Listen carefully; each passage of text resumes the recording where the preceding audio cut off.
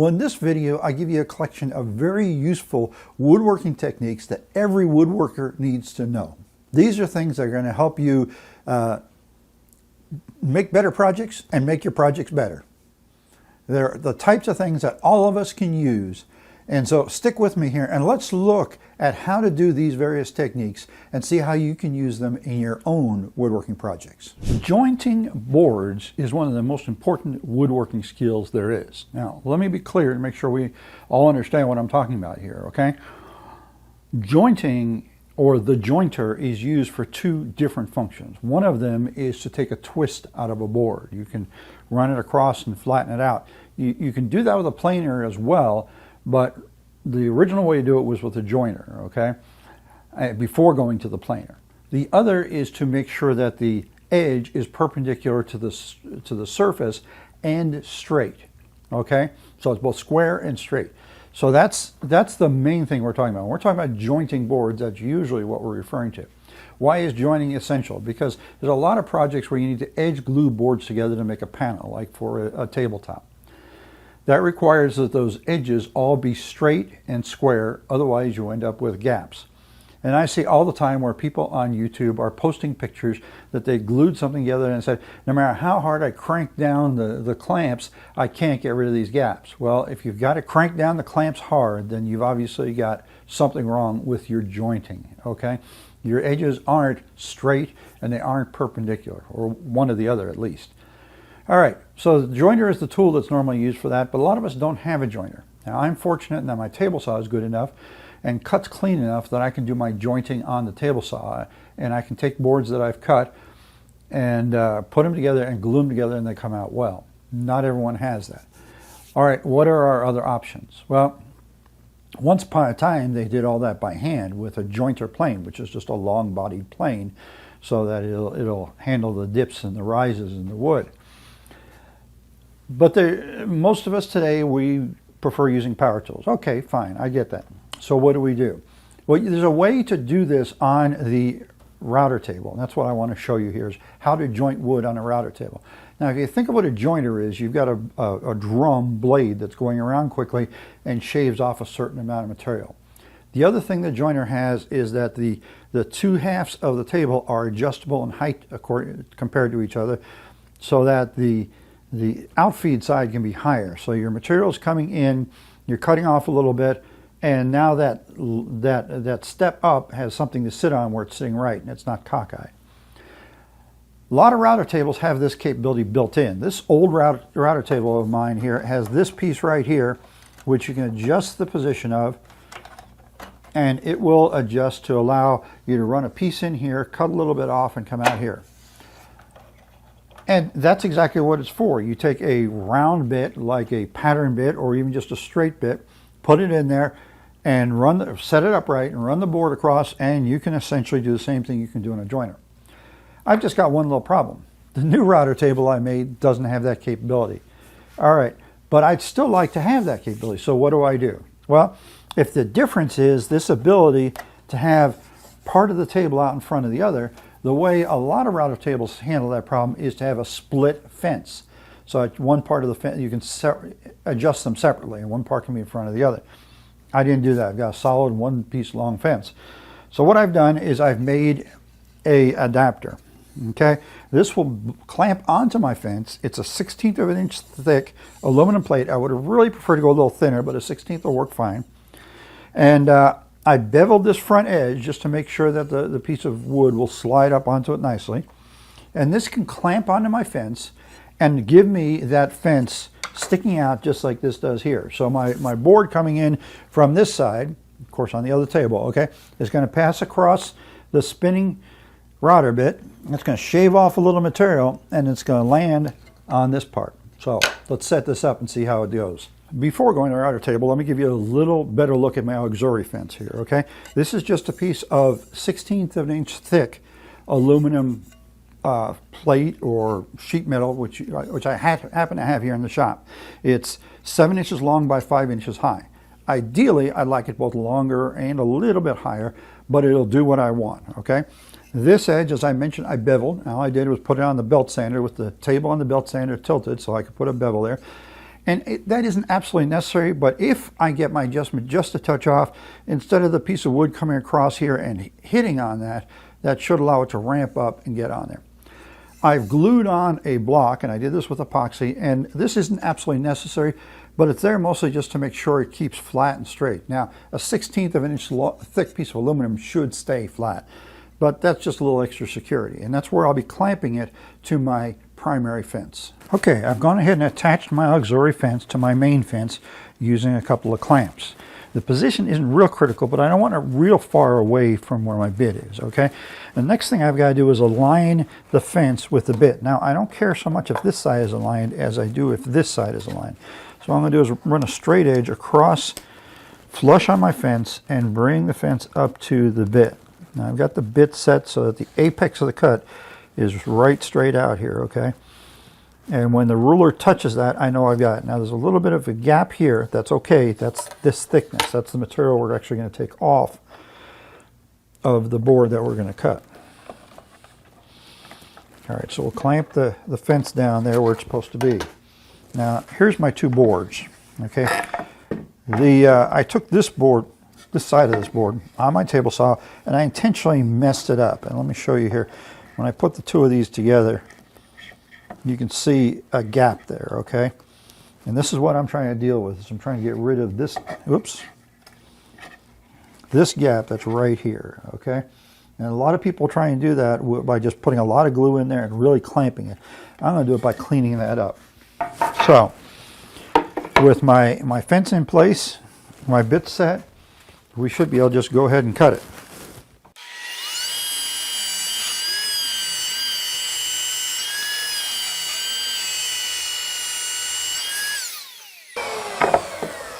Okay, I had to go 2 passes there because the first pass I actually goofed up a little bit, and I'll explain how in just a minute.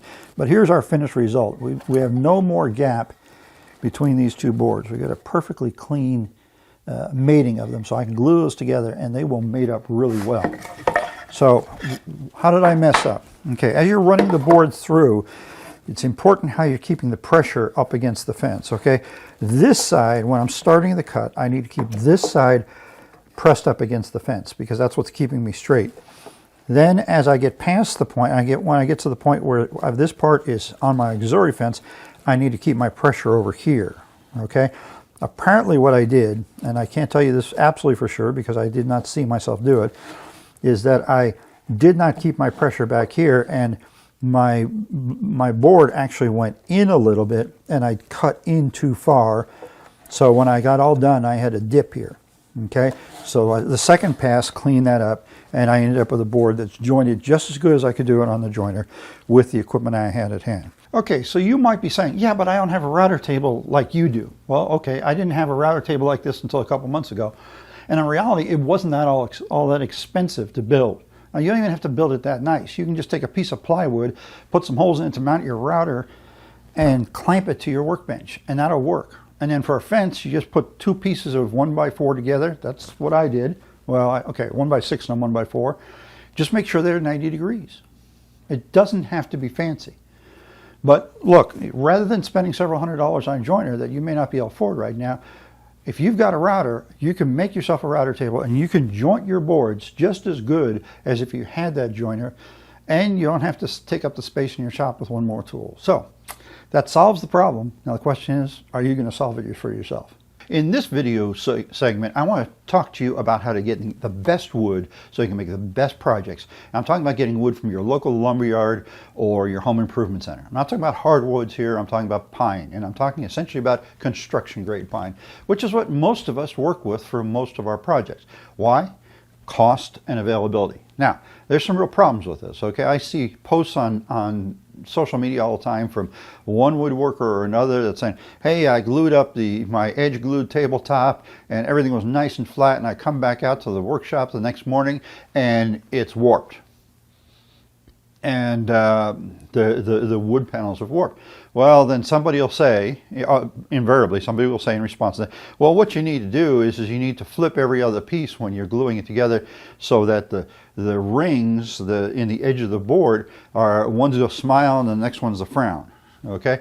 Well, all that means is that when the wood cups, when across the grain of the wood it starts going up, that you're going to get waves in it rather than getting just one big cup, okay?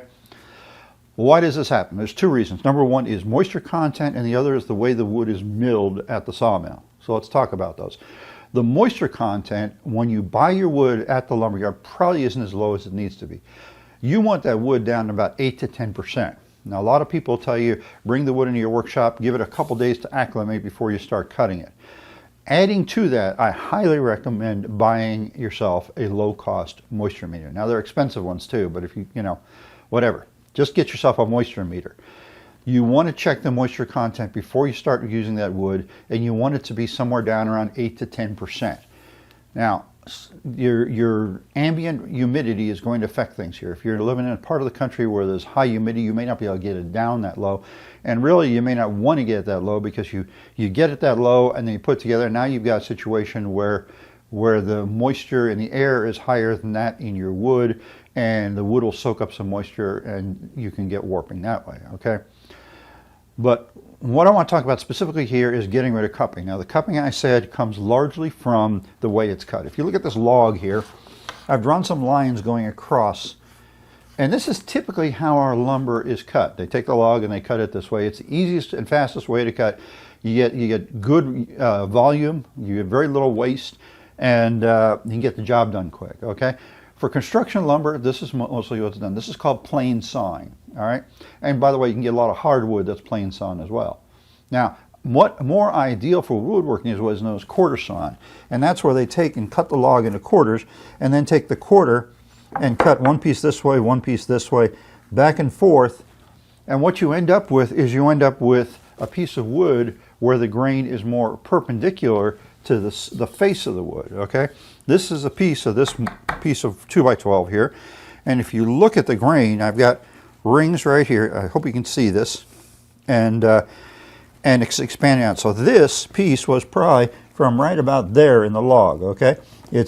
You've got just a bit of what's known as the pith. That's the center part here of the log. Now, when wood dries, it shrinks. That's a natural process of it drying. And it'll try and compress in, but it can't compress that pith, okay? So like this piece of wood, this 2x12, when it dries, it'll try and dry, and it'll contract around this point here, and so what's going to happen is that it's going to curl upward, okay? Or if it gets moisture added to it, it'll curl the other way, all right, because you get more moisture in this side. So, all right. How can we deal with this? All right. What we typically do is pick through the lumber pile there at our local home improvement center, trying to find the best boards we can. We bring them home and we pray for the best. Great. What I want to show you is how to take a 2x12 and make yourself some 1x4s, 1x5s, 1x6s out of it that are going to be much better. Why are they going to be better? Because I'm going to do a couple things here. Number one is I'm going to get rid of the pith. And number two, I'm going to end up with pieces where the majority of my grain is going perpendicular to the face rather than running, well, like this is right here, okay? And that's what I'm going to do with this 2x12. So I'm going to make a couple of different cuts. First, I'm going to cut off the rounded edges. Then I'm going to cut down the middle. Let me grab a pencil here. Okay, so the first thing I'm going to do is I'm going to cut off the ends because construction lumber is rounded on the edges and the stuff we want isn't, okay? You definitely don't want to use that for making an edge glued tabletop. Now I'm going to cut out the pith. So I'm going to cut, say, from here to here, all right? That's going to leave me with these two pieces, which have the grain running more like quarter sawn lumber, actually. But it's too wide. Okay, because this is a 2x instead of a 1x. Now, if I cut it right down the middle here, I'll end up with two pieces that are almost a 1x. They'll be a shade less because two pieces of 1x stacked up are going to equal this, but I got to take the saw kerf out of that. So I've got two options. I can cut it that way, and I can have two pieces that are just slightly less than 3/4 of an inch. That's workable. I can use that. It's really up to what you want to do. Or the other thing I can do is I can cut it So I'm giving myself a good 3/4 of an inch and ending up with a piece that's roughly 1/2 to 5/8. Now, keep in mind, unless you've got a really clean cut, you can get a cut with very little tooth marks, you're probably going to have to plane these surfaces after you do this. Now, but this is going to work. Okay, I can make a tabletop either using these pieces or these pieces, and I'm going to have my grain running basically perpendicular to the face, or close to perpendicular, which is going to greatly reduce the possibility of the warping this way, the cupping. Now, that doesn't do anything for the warping along the length, but I can deal with that with the way I assemble it. It's much harder to deal with the cupping when you assemble it than it is the warping along the length. So let's go to the saw and let's get started. I'm working with this piece right here. This is a 4-foot piece. Now, this was actually part of a 2x8. Just for the convenience of working it for the video, I've cut it down to 4 feet. Obviously, you'd want to use a piece that's as long as whatever you're going to make. If you're going to make a 6-foot long table, you definitely want work with a piece that's at least 6.5 feet long, or better yet, just the whole 1x8, and then cut it down to length later. But for the purpose of the video, it's easier for me to work with a shorter piece here on camera, and so I'm using the shorter piece, but I'm going to do the exact same process. Let's go do it. So the first cuts I want to make are to cut off these outside edges, which will also serve to make sure that my edges are true for the rest of this process.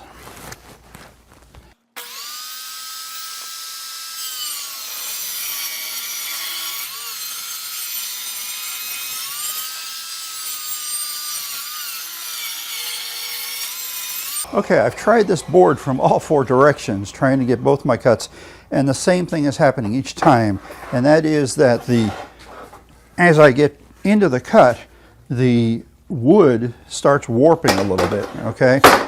And so my soft kerf closes in, and it's bogging down the blade, all right? Now, there's a way of dealing with that, and that is you pull it out, and the way to pull it out is lift it this way so that the riving knife is holding it, okay?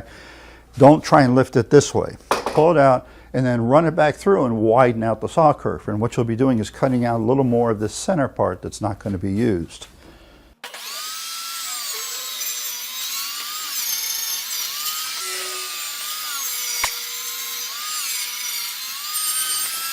Now, I know just said the center part isn't going to get used, but I'm not one to waste wood. So I'm going to go ahead and cut myself a couple of 1x2s out of this, and still have some more good usable lumber here.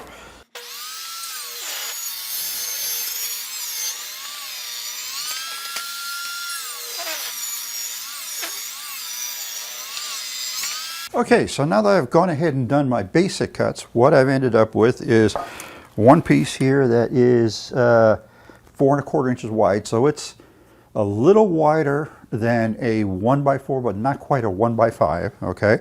I've got one piece here that is a 3½ inches, so that's the width of a 4-inch, okay? But I still need to split this, so I need to split both of these. I've got 2 nice 1x2s, so they're 3/4 by 1½. Now they do have a little bit of bow in them, okay? And that's because of these knots that were in the top. So whenever I use these, I'm probably going to have to use like this portion and this portion down here. And then I've got the pith piece here, which really has a lot of bow in it because it's got this big knot hole here. And it also has the pith part. Now, does that mean it's totally useless? No, I'll probably cut into small pieces and use it for something sometime. It's kind of an odd size, being 1¼ inch by 1½ inch. But there's a lot of things I do where I end up needing some odd sized piece of wood for something, and I'll end up finding a place to use that. So the next thing to do is to resaw these, and that can be either done on the table saw or the bandsaw. I'm going to go ahead and resaw this on the table saw.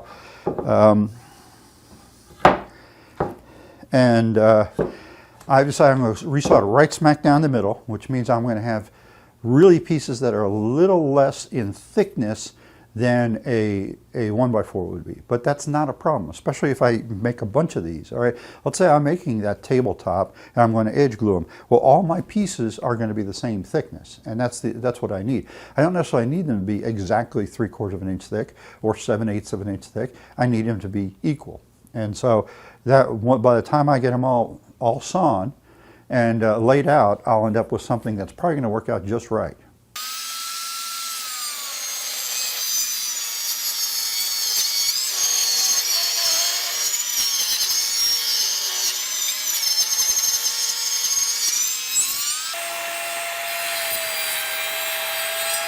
Okay, so here we are. I've gone ahead and resawn the 3.5-inch wide piece, and it came out really, really well. My saw does a pretty good job. I got just the slightest amount of ridge right down here, the center line, and this one has no ridge whatsoever. So I really got a good clean cut on this one. Actually, it's on this side, okay? So there are they're ready to use. Now, the piece of wood I started off with, the 2x12, cost me $20 and some odd cents. Let's say $21, okay? If I had bought 4 1x4s, I would have spent as much money. Now, granted, I got a little more work invested in this, but I've got better quality lumber that isn't going to cup because the grain is running perpendicular to the surface, and that's what I was after. So I can glue these together, and obviously I would need more of them to make a tabletop without any worry that it's going to end up cupping on me, or I'm going to end up with the waves look from the wood. I've eliminated what causes that, and I've given myself some good lumber to work with, and I've got some other little pieces that I can maybe use too. So there you go. There's a way to get better quality lumber for your projects. Yes, it's a little more work, but it's worth it. One of the best ways to mount a shelf into a shelving unit or to an upright, like what I've got here, is to cut a dado into the upright. Now, some guys do this on a table saw, and it can be done, but it's kind of hard to hold it straight even with a good sled. You can actually do that better on a radial arm saw than you could on a table saw. But another way of doing it is with a router. Now, the typical way of doing it with a router is to make yourself a little L. This is just a, we could say a square made out of wood. And I know it's at 90 degrees because I used a known good square to make it. I'm just going to clamp it to the board here. We'll pretend this board here is my upright. And now this is going to try and move, so I'm using a couple of bar clamps to hold it. I want to make sure it doesn't get a chance to go anywhere.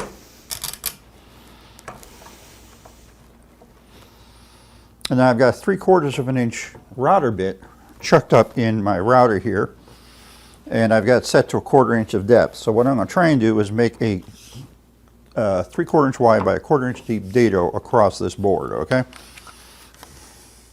This is actually not the best router for this. I'd be better off using a plunge router, but I don't have, my plunge router's kind of out of commission at the moment.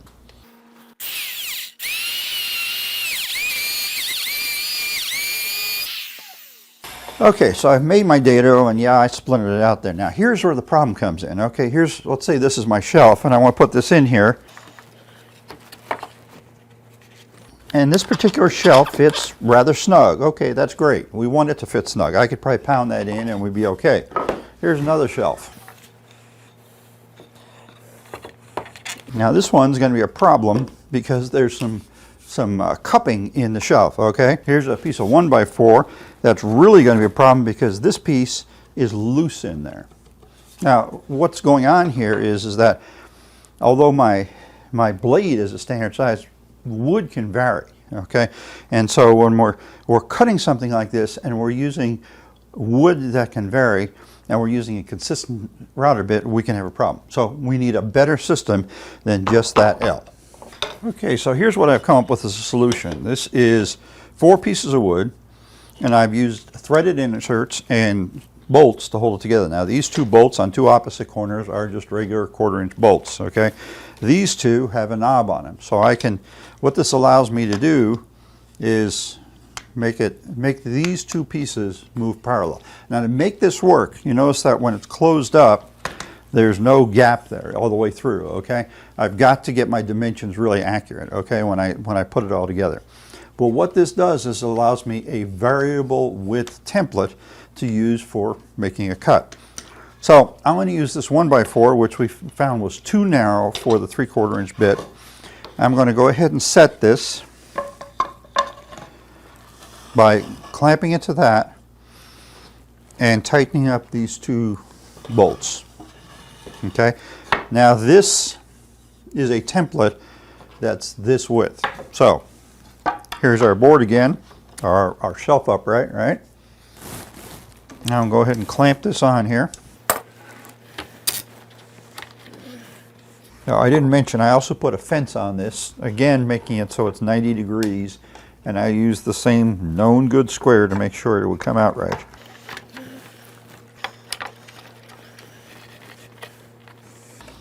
Okay, so now instead of using a 3/4 inch bit, I've chucked up a 1/4 inch pattern bit in my trim router. Okay, since it's a smaller diameter, I can probably do this with my trim router, and this will allow me to cut this. This router couldn't handle the larger bit, but it should be able to handle this one just fine. And I'm going to turn this around so I can start out on the open side. Okay. So here we go.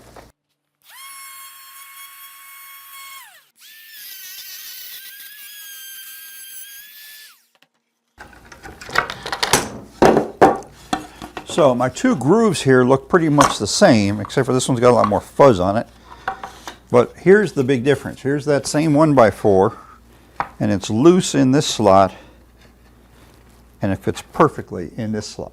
So by having an adjustable fence, or we could say an adjustable template, I'm able to make that cut exactly the way I want it to be, and I can get a much cleaner dado for that shelf to sit into, which is going to provide excellent support to the shelf, no matter how much weight I pile up on it.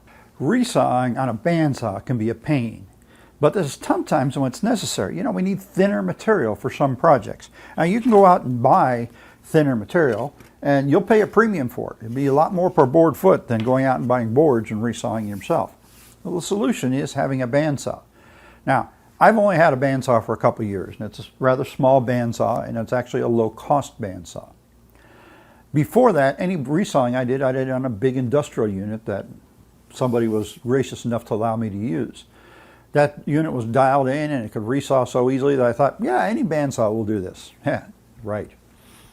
So when it came time to get a bandsaw, my wife was going to buy me one for Christmas. She asked me what to buy, and being me, I said I got to find the most budget-friendly model I can. And this was at that time the lowest cost bandsaw that gave me a 6-inch capacity here for resawing, and that's what I picked. And I fought with it, and I fought with it, and I fought with it, trying to resaw. Now, resawing requires a couple of things. It requires a bandsaw that's set up properly, and it requires a good fence on the bandsaw. This is the fence that came with that bandsaw. It's not spectacular, it's not real high, but if I'm only resawing, say, a 1x2, that's high enough. Not really an issue. And I went through and set up my bandsaw using the instructions and using the information I could find on various videos online. And I thought I had it dialed in, and then I'd go ahead and cut, and my cuts would veer off to one side. So I want to share with you how I've overcome this problem. The first step in using a bandsaw effectively is adjusting the bearings. And I'm talking about the bearings that are located right here above, and actually there's another pair below the bandsaw. Okay, there's two bearings here and one behind that hold the blade. Okay, we can adjust the height, but those are what hold it straight. All right, and most of the time you'll run those down as close to your piece that you're cutting as you possibly can. Assuming you've got that done, the next thing you want to make sure of is that you have as wide a blade as your bandsaw will hold. Okay, now bandsaws are rated for a particular size blade because the upper and lower wheels that the blade has to go around are only so wide. You can't put a 1-inch blade on this bandsaw. The largest it'll take is a 1/2 inch, and that's really right on the edge. That's as big as it'll go. Okay, depending on the bandsaw you own, that's going to affect it. The wider the blade, the better a job it can do. But you know, even with the 1/2 inch blade on there, and even with it dialed in, I wouldn't get a good cut. So here's the solution I've come up with. And that's to make a special custom fence for my bandsaw. Now, this replaces this, okay? So I'll take this off, and I gotta take those off too.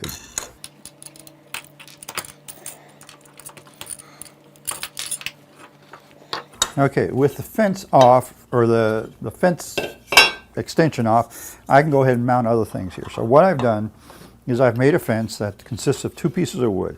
I have a piece that's to attach it to the fence, and then I've got the important part, and that's this piece right here. And this piece has got to do 2 things for me. Number one, it needs to be perpendicular to this piece, okay? It also needs to be perpendicular to the surface of the bandsaw this way. But the other thing is, you can see here, I've rounded this. This is a full rounding, just like a bullnose. I did it with a 3/8 of an inch router bit. This is a 3/4 inch thick piece of wood, and I've routed on each side. And I also cut a notch out here, which is just barely big enough for this fence and this fence. So I can put it on there, and it is a snug fit, okay? What this does for me is that this gives me a point, not a whole edge, but a point of fence right by the blade that allows me to steer that piece of wood and keep it lined up straight on the fence, all right? And so I may end up moving the wood back and forth as I'm cutting it to keep it on line. Now, one other thing I've got to do, and that's with my wood, I've got to draw a line where I want to cut, because I am going to be following that line visually, steering the board down the fence, keeping the blade on that line. So let me get this set up and I'll show you what I'm going to do. Okay, so I've got my fence mounted on my saw with the space between the fence and the blade equal to where I've drawn my center line on the board here. The fence is going to help me hold it vertical, and I'll be able to move the piece I'm cutting as needed to cut it straight.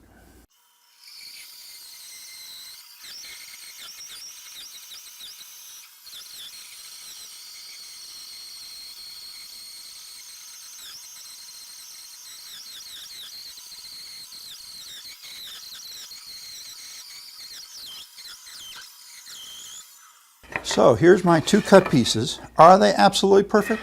No, I'm ready to admit that they are not absolutely perfect. They're still going to need to have the surface finished, okay? Because you've got the teeth marks of cutting.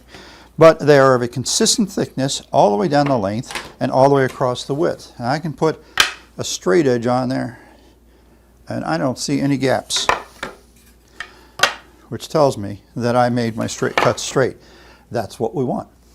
Coopering has become somewhat of a lost art within woodworking. Now, what do I mean when I'm talking about coopering? I'm talking about the process of cutting slats of wood so that they can be joined together to make a circle, or in other words, how they make barrels.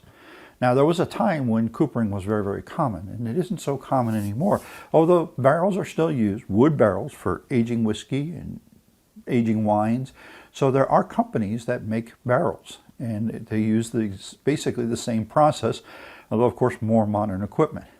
But coopering is useful to you and I as well, because there's a lot of things that we can use coopering on, especially with the modern styles, that will give us a really nice finish. Now, for example, this little table right here, this is made of oak, and I made this and it's coopered. And when I say coopered, what I'm really referring to is the way the wood is cut and put together. If you look here, I've got a whole bunch of little pieces of wood. They're actually about a little shy of 1.5 inch wide, that are all angle cuts so they fit tightly together.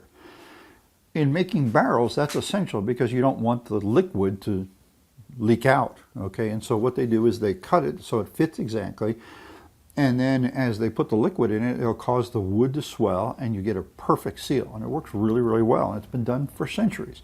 Well, okay, maybe you and I don't need to make barrels, and actually making barrels is a lot of work, all right?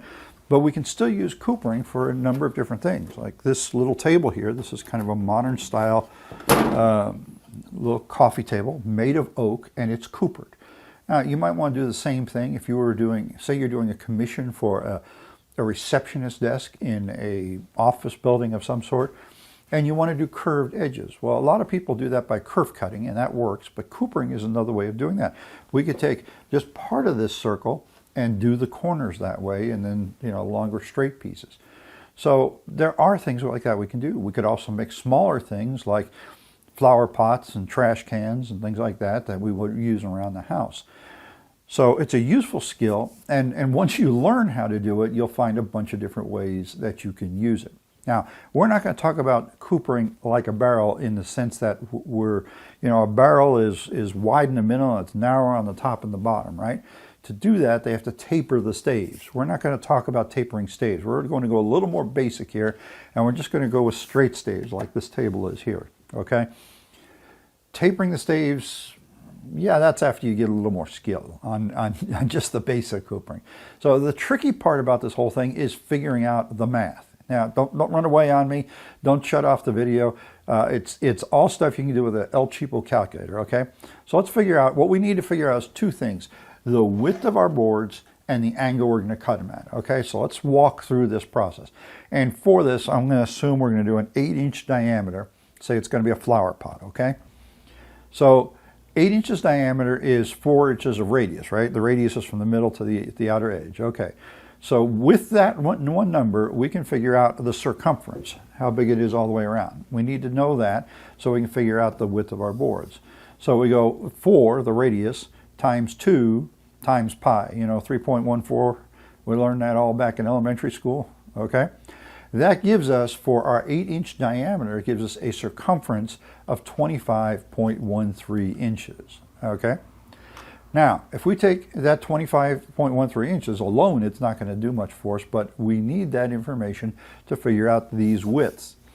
I made this using 1x2s. Now I'm going to make my flower pot using 1x2s. So 1x2s are 1.5 inches wide. And by the way, make sure you measure yours before you do your calculations, because if they're a little short, this isn't going to work out, right? These are actually 1.5 inches wide. Okay, so I'm going to take the 25.13, the circumference, and divide it by 1.5 inches. And that gives me 16.75.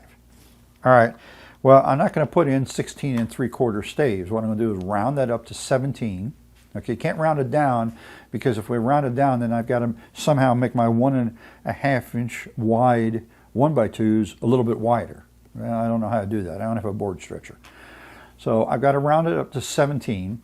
So that's one piece of information I've got to know. I'm going to make 17 staves, 17 pieces, okay?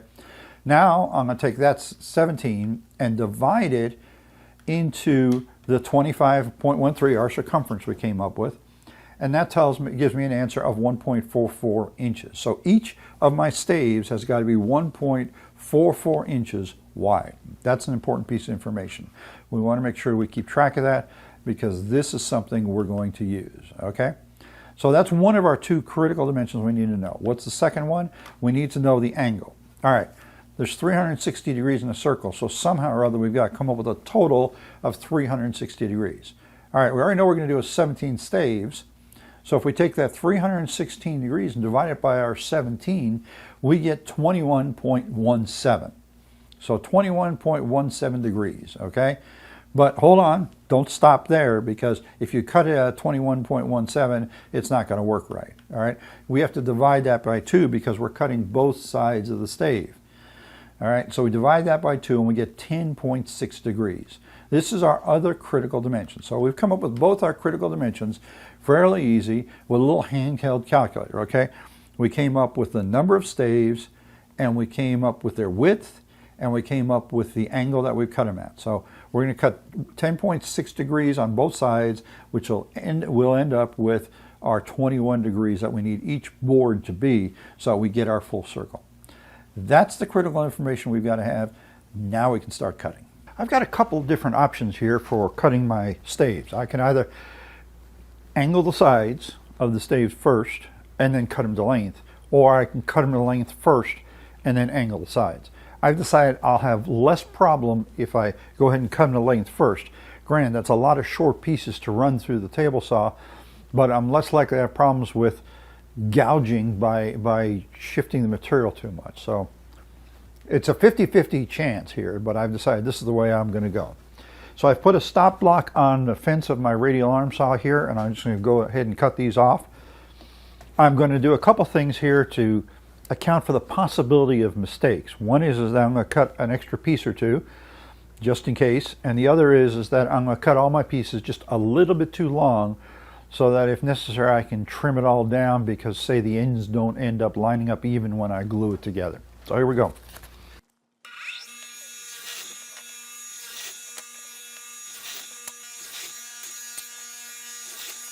Probably the trickiest part of this whole process is setting the angle on the blade, okay? you really need to be right on. And so what I've done is I've used a digital level. I zeroed it on my table, stuck it on the side of my blade, and then using, your height adjustment wheel has got like a gear tooth, so you can adjust it for adjusting the angle. I use that to dial it in at 79.4 degrees. Okay, that's 90 degrees less 10.6 degrees. So that's ready. Now the other thing I really want to be careful about here is that I've only got 1.50 of width, and I want it up with 1.44, so I'm shaving almost nothing off the width of this. So I want to adjust my fence so that I'm literally, my cut is coming right in here to this corner. All right, so how am I going to do that? Well, first I'm going to bring my blade down. It doesn't need to be that high. Okay. And then I'm going to make some test cuts using one of the scrap pieces. This is the offcut when I was cutting off the pieces to length. And so using this as a gauge, right here should put me so that I come out with my cut right at this corner. All right, let's find out if I'm right.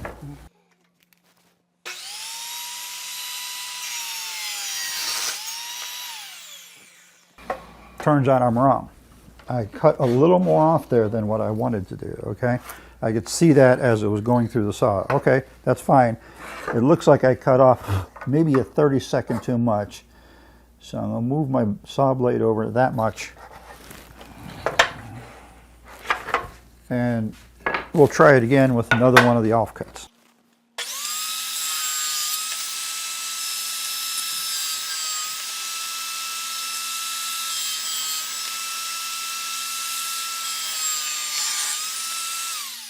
As you can see, it took me several tries to get to exactly the point I wanted it to be. But I did get to that point. Now I should be able to flip it around the other side and it should come out the same way. So let's give that a try. Okay, so it looks like both sides, the label's getting in the way of actually seeing it. Both sides of my cut are coming right to that point, and that means I should have exactly what I'm looking for. And what I really need to do is measure this with a pair of dial calipers or digital calipers to make sure it's right. So what I've got is, instead of 1.44, I've got 1.46. I think I'll call that close enough. Now I'm ready to go ahead and cut all my pieces.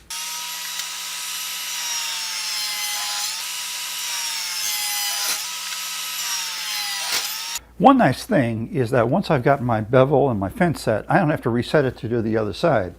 So I've cut the one side, and all I got to do is make sure that the wide part is up and that the angle part is against the fence, and I can cut the other side.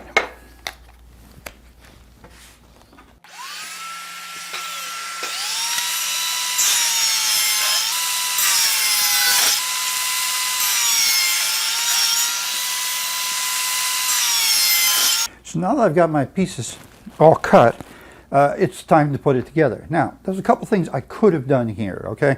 I could have gone ahead and put a dado in all these for insetting a bottom, like the bottom of a barrel, or in this case, the bottom of a flower pot. The other way, of course, I can do that is glue it together and then cut a rabbet in there and inset it that way. So either way, okay? I was just trying to get it to this point. Putting it together is very much like putting a box together, okay? You know, you've seen you put the masking tape down or the painter's tape down, lay all the pieces out, edge to edge, very, very tightly, put the glue in there, and roll it up. And that's exactly what I'm going to do. The only difference is it's going to look rounder instead of squarer. And because our angle is so slight, I really don't have to do a lot of glue spreading here. Basically what's going to happen is it's going to get squeezed.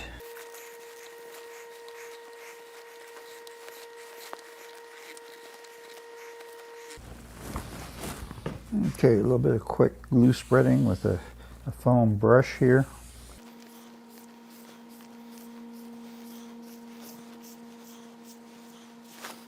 And if I can do this without, oh, I forgot something. I forgot my very last joint here. Yeah, that might have been a problem.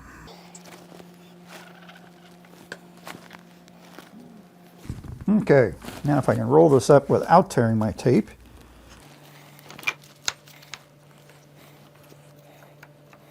Tape tried to come loose right there. Okay, as you saw, I had a little bit of trouble there with things falling apart.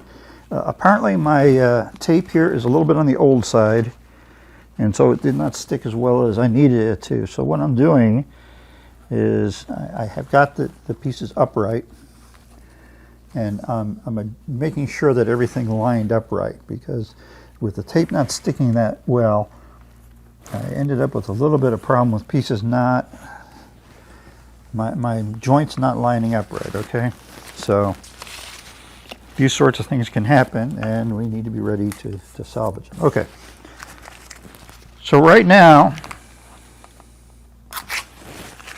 I've got all the pieces glued together. You can see it right there. There's my circle. But I'm a little uncomfortable because of the tape, that it's not as tight as I want it to be. So to make up for that, I'm going to go ahead and put a strap clamp on here. Maybe two. But I'm going to take the corners out of the strap clamp.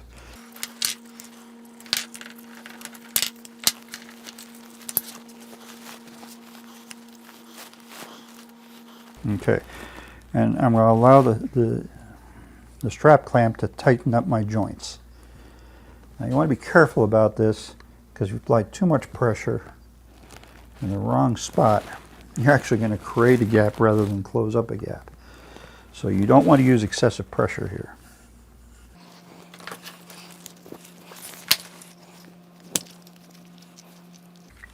Well, come on, there we go. Sometimes you got to talk to your tools.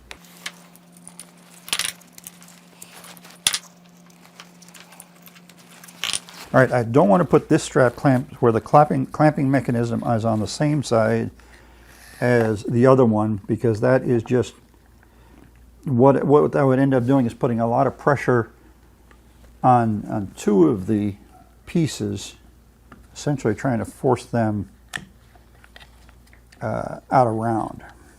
So by putting on opposite sides, I help reduce that risk. Okay, so here's our coopered plant container, trash can, conversation starter, whatever you want to call it. And that's all there is to it. Now this can be done, of course, in any size and with any number of staves. Barrels, as we know, are much bigger than this. The table I showed you a little while ago is bigger than this. There's a lot of places, if you use your imagination a little bit, where this ability would be great. You can make columns like this, you know, instead of having to turn them. So something else to add to your arsenal, and give you a little more, some more options when you're doing your various woodworking projects. So there you have them. 5 different ways of taking your woodworking to the next level, doing stuff that maybe you've never done before. I have found all of these things to be useful, and that's why I'm passing them on to you. So why don't you dig out some wood, give them a try. You know, don't try it on a project first, just try doing it. And then once you've got that down, you're ready to add to your projects and make your projects just that much better.